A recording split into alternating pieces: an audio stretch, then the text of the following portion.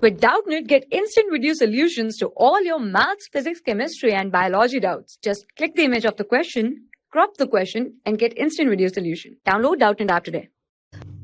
A body falling vertically downward under gravity breaks into two parts of unequal masses.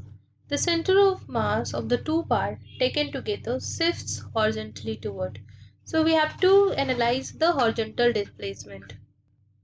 So you can see there is no external force in horizontal direction, right? In horizontal direction there is no external force, zero.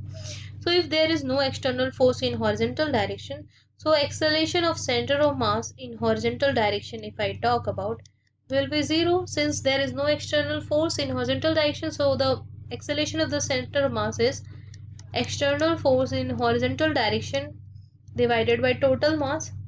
So if there is no acceleration in horizontal direction, so there won't be any velocity, since the ball was falling vertically downward, right?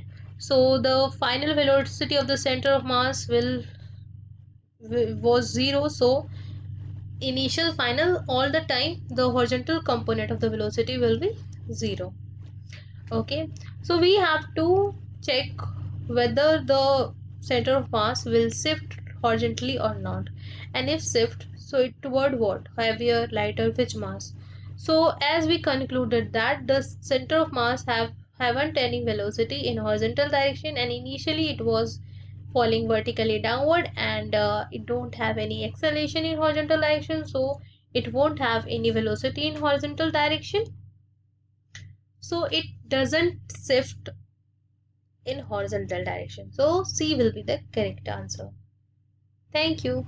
For class 6 to 12, IIT JEE and NEET level. Trusted by more than 5 crore students. Download Doubtnut app today.